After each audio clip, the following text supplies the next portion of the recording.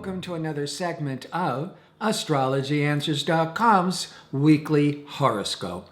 My name is Terence Gardino.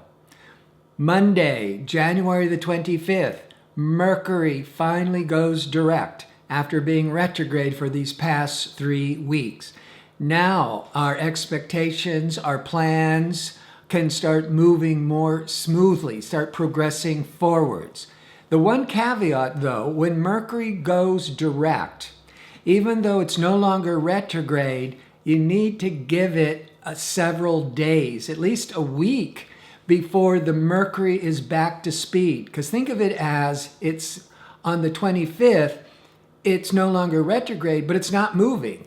And it takes a week or two before the Mercury is back to its regular speed, or everything that Mercury represents, gathering information, learning, communicating, making all these decisions.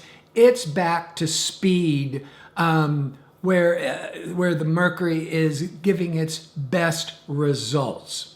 Now, Mercury is going to go direct in the sign of Capricorn. So a lot of our thinking with when you add in the Capricorn is more on practical matters, being more cautious, more conservative, good for business.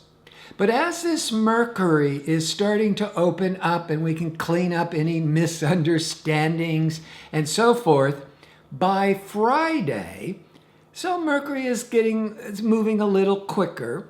Mercury is going to cross over Pluto.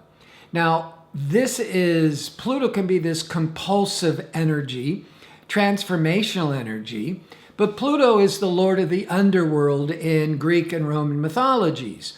And so this could be a very good day for research, for studying, for even for therapy or doing some soul searching.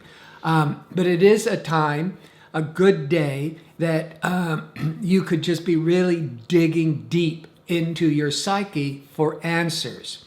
On a more mundane level, you're going to feel very powerful trying to convince somebody of your point of view, or you may have to be defending your point of view when somebody's trying to force you to change your mind to their way of thinking. So sometimes there could be these intense power struggles with others.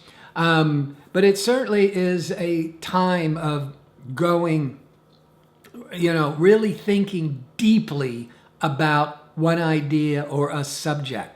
On Saturday, social and creative Venus is going to be very favorable with Neptune. This can be very romantic, certainly idealistic, and highly creative. Now, it's Saturday. What is a perfect day for a party, for going on a date, for bringing some romance into your life.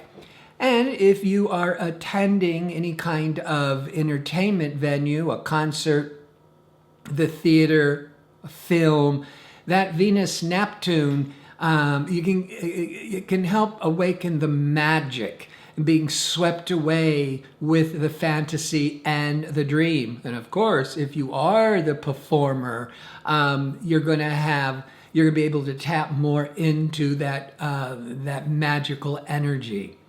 By Sunday, as Mercury is trying to pick up speed, now it's going to be in hard angle to Uranus.